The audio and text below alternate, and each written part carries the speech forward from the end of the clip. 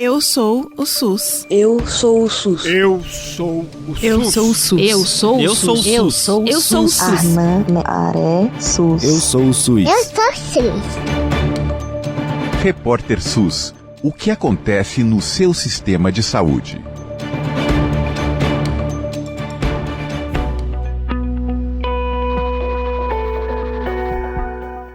O nosso assunto hoje aqui no Repórter SUS é o Outubro Prateado, o mês dos idosos e das idosas, em que a gente marca um reforço na discussão e no debate sobre essa fase da vida e sobre como o Brasil e o mundo vão lidar com o envelhecimento da população. Aqui no nosso país, o envelhecimento da população já é um fato estatístico. Agora, a gente tem mais ou menos uma média de idade de 35 anos no Brasil. Em 2070, essa média deve chegar a 51 anos. É um envelhecimento acelerado que impõe desafios em diversas esferas e na saúde não é diferente. Para falar sobre esse tema, a gente convidou a Dália Romero, pesquisadora do Instituto de Comunicação e Informação Científica e Tecnológica em Saúde da Fundação Oswaldo Cruz. Vamos conversar então a partir de agora. Eu queria agradecer demais sua presença aqui, Dália. Obrigada, Nara, pelo convite. Vamos conversar, então, a parceria sonora entre o Brasil de Fato e a Escola Politécnica de Saúde Joaquim Venâncio da Fiocruz. A nossa Fundação Oswaldo Cruz já está no ar. Vamos conversar primeiro sobre um conceito que a gente acredita que é básico para entender como lidar com o envelhecimento da nossa população e quais são os obstáculos sociais que a gente tem para lidar com esse envelhecimento. Vamos falar sobre etarismo. A nossa sociedade aqui no Brasil, Dália, ela é etarista? Onde é que a gente consegue perceber isso? Boa tarde, obrigada pelo convite. Bom, você começa com uma pergunta importantíssima quando a gente fala de desafio. Existe idadismo? Bom, a gente chama etarismo. Atualmente, chamamos mais de idadismo, né? Por idade, né? Que é o preconceito à idade. Não necessariamente a pessoa idosa, mas sofre mais as pessoas idosas. Então, é um dos grandes desafios. Não por acaso entrou, por primeira vez, entra como prioridade no Plano Nacional de Saúde 2024, o idadismo como desafio. A gente teve essa conquista graças à Conferência Nacional de Saúde, que nós, lutadores da área de envelhecimento, fomos em massa, levamos delegado, conseguimos aprovar, levou para o PPA o idadismo estrutural como prioridade e desafio para a sociedade. Por quê? Porque a primeira questão que a gente sofre, e eu falo a gente porque sou idosa de 63 anos, a primeira questão que a gente sofre é da invisibilidade.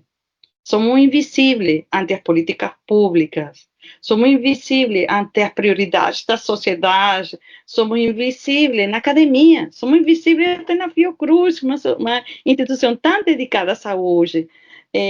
A gente geralmente é visto como um portador de doença e não como um sujeito político, um sujeito social. Então, o que é idadismo? É preconceito só? Não, não é.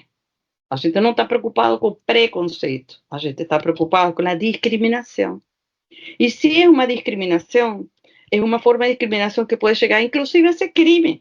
Porque assim como a gente não aceita o racismo, né? Assim como a gente não aceita a discriminação por gênero, jamais deveria aceitar uma discriminação por idade, que a gente sofre constantemente. Então, e ele está atrelado à condição de saúde das pessoas. Então, o idadismo, a OMS declarou em 2020 um plano novo para o mundo, que também é 2030, 2020 e 2030, está atrelado ao Objetivo de Desenvolvimento Sustentável, mas nós tivemos que nos organizar para fazer um plano independente. Por quê? Porque não estávamos considerados sendo prioridades também no Objetivo de Desenvolvimento Sustentável. Dália, para entender, então, a população idosa não está contemplada nem mesmo nos planos de desenvolvimento do milênio das organizações globais, como a OMS. Nesse ponto, o movimento popular, o movimento social também precisou se mobilizar? É isso que você está falando? Sim. Que loucura! Eu afirmaria que não estava, ou seja, ela está, se você lê com muito cuidado os ODS, você vê no objetivo 3, que é aumentar a vida, vida saudável, tem um objetivo específico que é o combate às doenças crônicas, que é a mortalidade prematura, que era diminuir a mortalidade por doenças crônicas até os 70 anos de idade. Então, esse era um indicador que se aproximava a nosso desafio de envelhecer com saúde.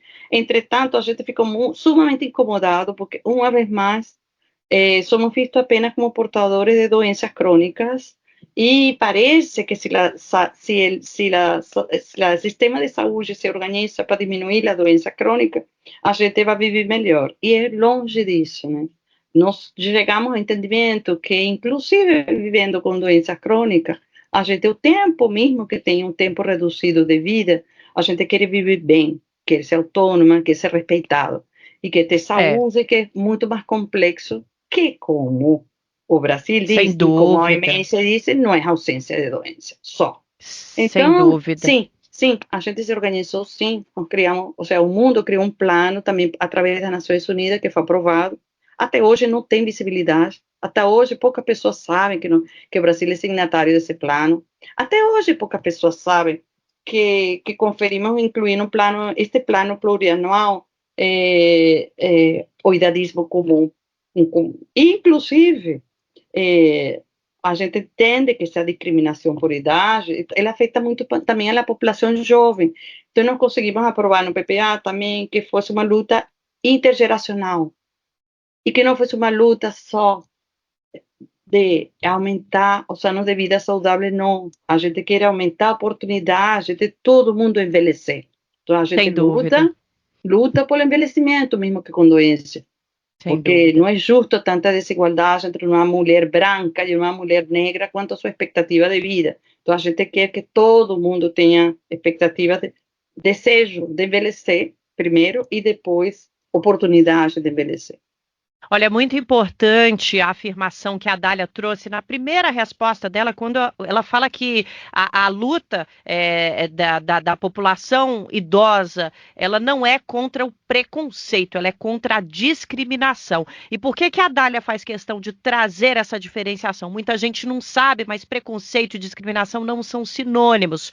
O preconceito acontece quando uma pessoa tem um julgamento negativo, uma opinião, e a discriminação é uma ação que tem retorno, que tem consequências. Você é impedido ou impedida de entrar num lugar, de estar no mercado de trabalho, de ter atendimento em algum local. E isso acontece com diversas minorias. No caso dos idosos e das idosas, aqui no Brasil está fácil da gente descobrir aonde a discriminação se apresenta, né?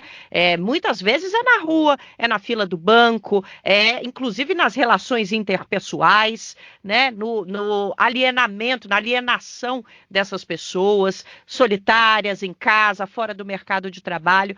Então, esse detalhe que a Dália trouxe é importantíssimo para a gente entender qual é o foco dessa luta. Ô, Dália, você deu uma entrevista a Outras Palavras, mencionando que o envelhecimento brasileiro é o mais acelerado entre as nações. O que é que essa aceleração impõe de desafio que é único do Brasil? O que é que isso traz de diferente para o nosso país no quesito obstáculos e desafios? Dá para apontar? Sim, dá para apontar. Primeiro, é importante falar que estamos falando do envelhecimento populacional, não do envelhecimento individual. O envelhecimento individual são outras determinantes, né? Envelhecimento populacional no Brasil ele foi mais rápido que em outros países. Por quê?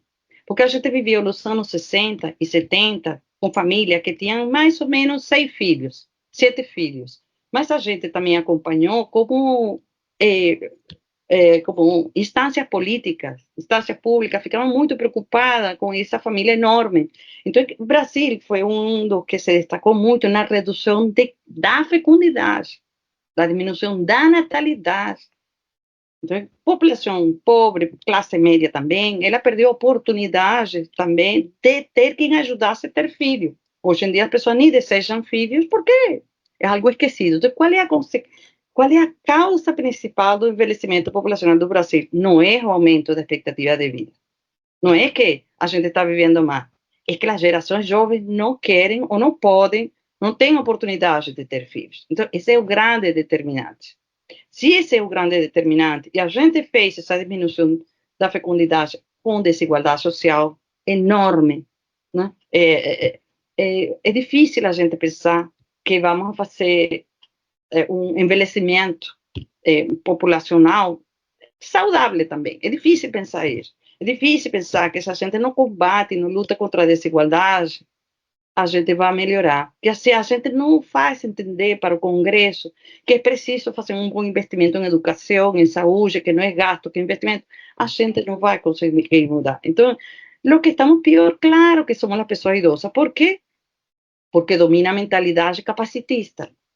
Você vale com o que você, por lo que você produz. Eu diria para vocês jovens que estão escutando, que tenham medo também dessa discriminação, porque podem ser discriminados não com 60, não com 70, com 40, com 30 anos.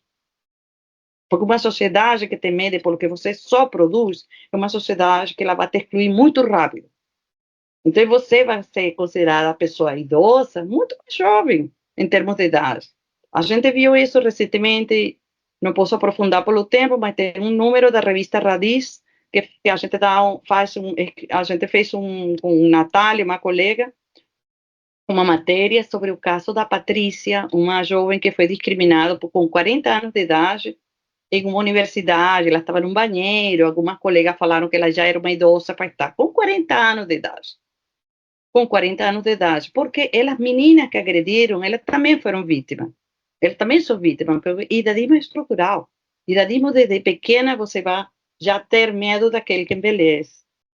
E a sociedade impõe esse medo do envelhecimento de uma maneira muito cruel para todas as gerações, né? Essa associação que você traz do envelhecimento com a doença, com o corpo frágil, por exemplo, a gente não aguenta mais, né, Dália, ouvir velhice ser associada à fragilidade, à doença, à falta de capacidade, à falta de autonomia. E a gente sabe que as gerações de agora, principalmente a geração que agora está chegando aos 60 anos, por exemplo, estão envelhecendo de uma maneira muito diferente das gerações anteriores, né? A gente falou disso aqui na abertura do nosso podcast. Há mais acesso à saúde, há mais acesso, enfim, a uma vida de maior qualidade, embora a desigualdade imperque esse processo para as minorias, para as populações que vivem mais precarizadas. E aí eu te pergunto, Dália, a gente vai ter um maior envelhecimento populacional no Brasil, com uma parte da população envelhecendo de um modo diferente,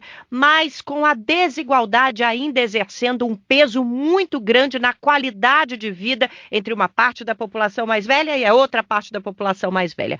O nosso sistema único de saúde tem condições de lidar com esse cenário novo, esse novo envelhecimento que o Brasil passa a viver, Dália? Dá para chamar de novo envelhecimento, inclusive? Eu diria que sim, se daria para chamar um novo envelhecimento. Eu diria assim, pontuando algumas das questões que você colocou, você fala, eu também falei da discriminação, da desigualdade como um determinante. Ok, mas isso não é novo para o Brasil. Brasil, desde que sabe esse Brasil, ele é uma terra da discriminação. Mas eu diria que vamos envelhecer diferente, ou você mais jovem, eu fico preocupada como vai ser o envelhecimento de vocês, porque você tem uma variante que a gente não teve. Teve várias. Uma delas é o medo a envelhecer. Eu não tinha medo de envelhecer, eu tinha desejo de envelhecer. Tinha um desejo enorme, porque eu tinha a expectativa também, eu ia ter um emprego fixo que consegui, eu tinha segurança, podia ter acesso a um sistema de saúde. Estou no Brasil com um sistema único. Eu tinha muito desejo que eu cumpri, e principalmente da seguridade social, né? Eu tenho aposentadoria, isso já para mim é um diferencial enorme. Claro que conquistei, porque tinha uma circunstância diferente. Para você jovem, quem é jovem está escutando, é mais difícil pensar nisso. Mais difícil que vai pensar que vai ter. Pior ainda, eu tenho 6 irmãos. Quantos irmãos têm vocês? Quem vai cuidar amanhã? Então, eu não tinha esse medo. Hoje eu entendo que minha filha possa ter medo, porque é filha única, me explico? Agora, tem outra variável que me preocupa profundamente, que é a medicalização da vida. Os jovens de hoje em dia estão sendo medicalizados só por estar triste. Então, quem consome durante 10, 15, se há 5 anos de consumir medicamentos para depressivo, drogas psiquiátricas legalizadas, mas são drogas, ele pode, é uma sociedade de zumbi. Então, pode chegar com incapacidade adquirida já. Incapacidade que gera que o SUS tem que fazer algo sobre isso. Não é possível.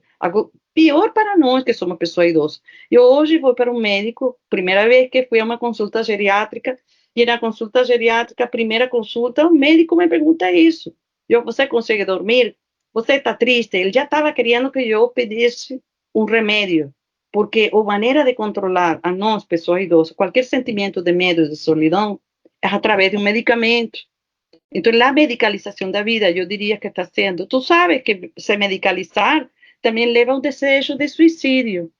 Então, se está aumentando o suicídio no Brasil, também está relacionado com esse aumento. Então, eu diria que o Sistema Único de Saúde ele tem que acordar rapidamente para parar com a medicalização da vida, controlar essa epidemia de droga psiquiátrica e tratar a vida como de outra maneira. A gente precisa se fortalecer como indivíduo, eu preciso me fortalecer, saber que tenho que lutar muito, e especialmente eu tenho que me fortalecer socialmente. Então, nós que somos, eu que estudo envelhecimento há décadas, o resumo da vida é o que você falou, Nara, no começo. Um dos problemas que temos é a solidão. Então, se eu sei como sujeito que a solidão é o que mais me aterra, que pode ser pior meu envelhecimento, ou minha falta de autonomia, eu preciso ter redes de apoio. Outra questão importante para o SUS é entender que em nossa Carta Magna está escrito que o suporte, o cuidado das pessoas idosas, ela é amparo, diz. Ela é responsabilidade da família, da sociedade e do Estado. Entretanto, temos que ser coerentes. Se não temos nenhum suporte para ter famílias, é a sociedade e o Estado. Não tem mais família para a gente pensar que vai cuidar de você. Então, nós estamos muito atrasados quanto a dispositivos sociais para cuidado. Não só instituições de longa permanência. Existem muitas modalidades. Não é por acaso que nós estamos, um grupo grande que é preocupado com o envelhecimento, estamos trabalhando com a nova política de cuidado do Brasil. Ou seja, nossa preocupação principal é a mulher que cuida, a mulher que vai ser cuidada, mas também a carga que está impondo para jovens, para adultos, para todos, o cuidado das pessoas idosas. A questão do cuidado está sendo também um problema seríssimo que o SUS tem que enfrentar. E, para finalizar a resposta a essa pergunta, quero esclarecer que não podemos ter nenhuma ilusão, nenhuma, que um plano privado vai resolver isso. Então, quem pensa que tem um plano privado para resolver seu envelhecimento, quem pensa que o plano privado vai trabalhar com suas modalidades de cuidado, quem pensa que o plano privado vai chegar em casa, tocar a porta para saber se eu estou sozinha, triste, está errado completamente. Quanto mais envelhecemos, quanto mais mostramos que só SUS salva. E nesse ponto a gente fica imaginando que a atenção primária é importantíssima, as equipes de saúde da família, as equipes do postinho, o postinho de saúde às vezes é um lugar de convivência também, pelo menos no meu bairro a gente tem essa sorte e eu percebo que o Sistema Único de Saúde proporciona isso em muitas outras regiões brasileiras, não é uma experiência individual, e é nesse SUS que a gente quer chegar, o SUS coletivo, o SUS comunitário, o SUS cidadão. Bom, para a gente finalizar, Dália, eu queria te perguntar sobre a Política Nacional de Cuidados, né? Qual é a importância dela para essa nossa temática do envelhecimento no Brasil? Essa política foi submetida ao Congresso Nacional em julho e a gente está debatendo esse tema agora. Como é que a gente pode falar sobre essa política em relação ao envelhecimento da população e a importância de que ela saia do papel e vire prática, né? Sim, a primeira pergunta é fundamental, né? A Política Nacional de Cuidado ela está completamente alinhada, completamente com o nosso desafio de envelhecer com dignidade. Eu não falo nem com saúde, com dignidade. Né? saúde já é uma outra questão. Por quê? Não é apenas porque está se preocupando com as pessoas idosas que precisam de cuidado. Não apenas porque está se preocupando e tem proposta sobre como vamos a cuidar das pessoas que cuidam de pessoas idosas. Não é só isso. É porque a única maneira de mudar, de fazer uma sociedade mais civilizada, mais humana, é enfrentar a questão do cuidado desde o nascimento. Né? Nasce uma criança, quem cuida dela? Só as mulheres ficam em casa, atormentadas, cuidando. Os pais não têm direito, no Brasil, os pais não têm direito de cuidar, não tem mesmo, tem 5 dias por questão administrativa. Então, o que nós queremos com a política de cuidado é mudar a estrutura do cuidado, e ela vai mudar completamente a perspectiva de envelhecer no Brasil, o desejo, como eu falava, de envelhecer. Temos que falar também que a política de cuidado, ela trata, tem como desafio quem cuida das pessoas com deficiência e como cuidar das pessoas com deficiência, porque só a mulher está cuidando das pessoas com deficiência. E eu não sei se vocês sabem, mas 50% das pessoas com deficiência são pessoas idosas. Então, a política de cuidado, ela tem absolutamente tudo a ver com o envelhecimento. Tá? Estamos ficando com uma sobrecarga diária por la falta de suporte social para o cuidado. E não queria terminar minha entrevista só para falar alguma coisa. Eu senti muita tristeza que nas propostas políticas da recente eleição, tanto para vereadores, né, como, principalmente os vereadores, que é o que mais me preocupava, a questão da população idosa foi quase ausente. A defesa da política de cuidado também foi ausente. Então, são temas que eu agradeço a vocês, né, ao serviço de vocês que estão fazendo comunicar a prioridade política, econômica, social que temos no Brasil. O programa como o de você, eu agradeço muito ter sido convidada, porque para isso estamos, né? Para lutar de todas as maneiras, a comunicação é uma maneira de luta. É isso, para isso estamos aqui. A Dália tem toda a razão. A gente é que agradece a sua presença, Dália, de conversar sobre esse tema com a gente, aproveitando que nós estamos no mês dos idosos e das idosas, né? 1º de outubro a gente comemorou uma data que é mundial, mas a gente não pode falar desse tema só em outubro, aliás, como todos os temas, as efemérides que a gente trata aqui no Repórter SUS. Então, Dália, obrigada pela sua participação. Vamos conversar mais sobre esse tema.